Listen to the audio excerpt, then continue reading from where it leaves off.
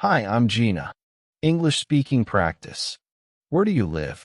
Do you live in a small town, a big city, or a remote village? What's it like? In this lesson, you can learn how to describe your hometown in English. Let's start with some basic English vocabulary you can use to talk about your hometown. Part 1. Introducing your hometown. Let's start with a simple sentence. I live in a underscore underscore underscore underscore underscore underscore underscore. What could you say? You could say something like, I live in a city. I live in a town. I live in a village. That's a good start, but it's very basic. Let's add a bit more detail. What's it called? How big is it? I live in Paris. It's the capital city. I live in Shanghai. It's a huge city. I live in a small town. It's called Banbury. I live in Manarola, which is a tiny village by the sea. Better. You should always try to add more details when you speak. What about you? Where do you live? Can you make 1 or 2 sentences like this? Pause the video and practice. Okay, let's move on. We need to make our answers more detailed and interesting. Part 2. Adding background and details. Think about these questions. What's your hometown famous for? Can you think of some words you could use to describe your hometown? How long have you lived there? Add these ideas to your answer to make it longer and more detailed. For example, I live in Paris, the capital city.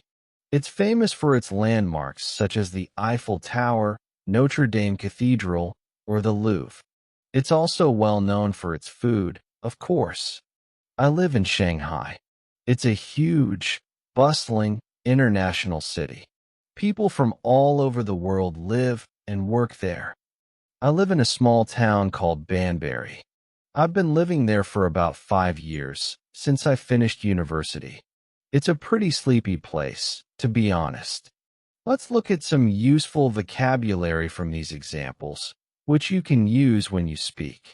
We said, Paris is famous for its landmarks, such as the Eiffel Tower.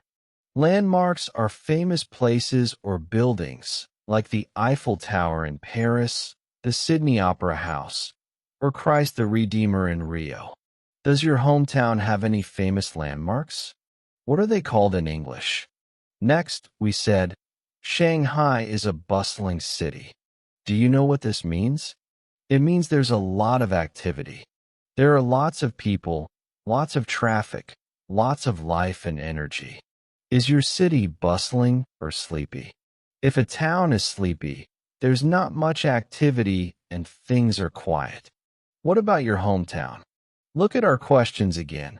What's your hometown famous for? Can you think of some words you could use to describe your hometown? How long have you lived there? What could you say about your hometown? Pause the video and try to make 2 to 3 sentences. Okay, let's look at our next point. Part 3. Saying what you like about your hometown. What's good about your hometown? What do you like most about it? Different people like different things in a city or town. Let's look at some example sentences which express positive feelings. I love living in Paris. It's got such a rich culture, and there's always something interesting going on. Shanghai's a great place to live. It's a real 24-hour city, and you can meet people from all over the world. Living in Banbury suits me. It's a quiet place, and it's small enough that you can get to know your neighbors and have a sense of community. What's important for you? Do you want to live somewhere with a rich culture and a sense of history, or do you prefer more modern, international cities? Would you rather live somewhere larger and more energetic, or somewhere smaller and more peaceful? Think about these ideas. You'll need them in a minute. Let's look at some useful language from our examples. I love living in underscore underscore underscore underscore underscore underscore underscore underscore underscore underscore underscore underscore underscore. It's a great place to live. Living in underscore underscore underscore underscore underscore underscore underscore suits me. Of course, you can change these to say what you want. I quite like living in underscore underscore underscore underscore underscore underscore. I really like living in underscore underscore underscore underscore underscore underscore.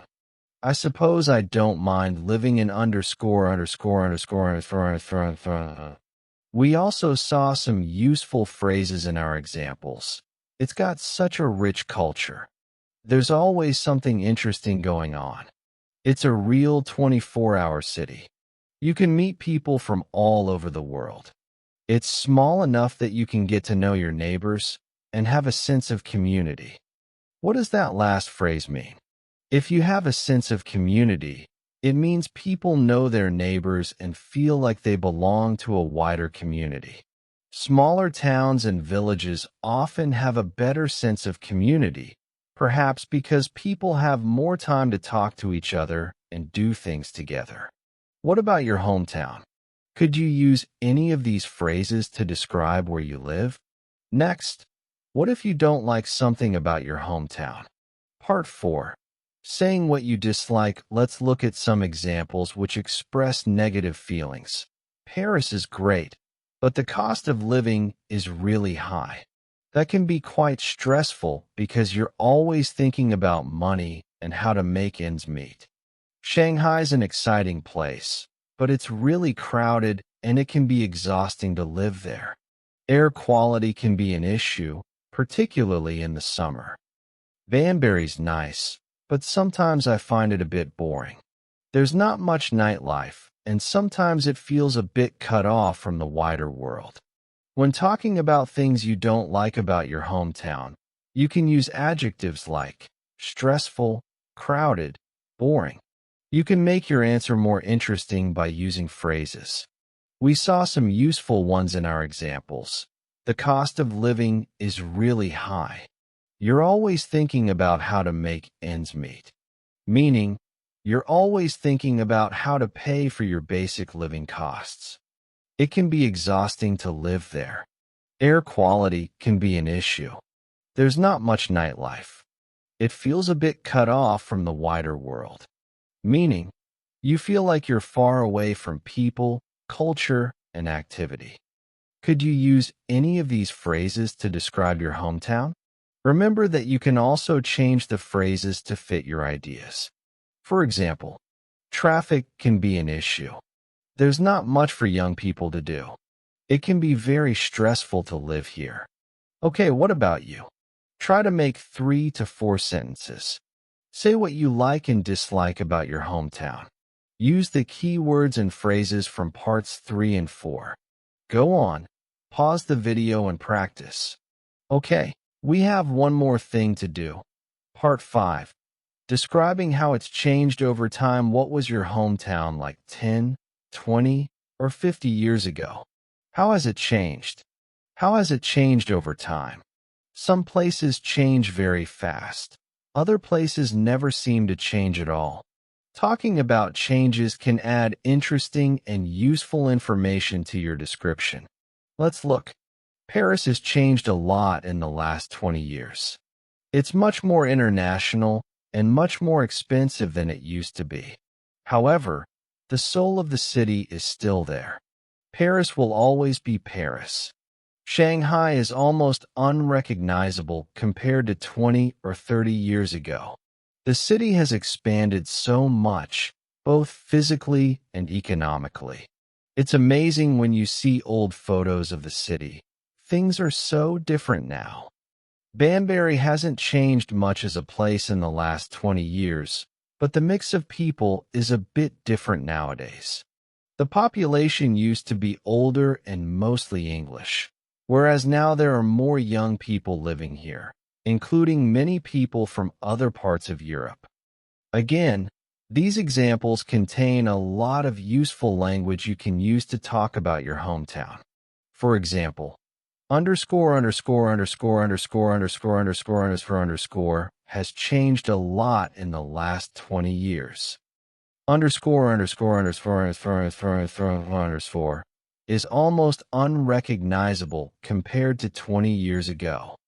Underscore underscore underscore underscore hasn't changed much as a place in the last 20 years. Which of these sentences is true for your hometown? Can you add details to explain why? For example, it's much more underscore underscore underscore underscore underscore underscore underscore underscore than it used to be. The city is underscore underscore underscore underscore underscore underscore underscore underscore so much.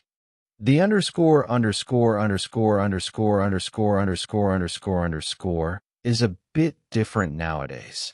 Now, you've seen a lot of useful language you can use to talk about your hometown.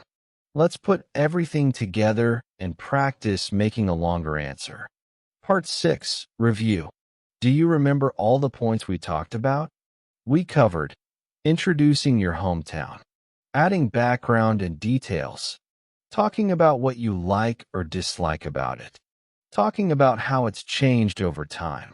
Follow these points and you can make a long, detailed answer to describe your hometown. For example, I live in St. Petersburg. It's the second largest city in Russia, and it's a beautiful place to live. I've lived here all my life, and I can't imagine living anywhere else.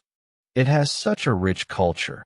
I think partly because the city's history is a mix of European and Russian influences.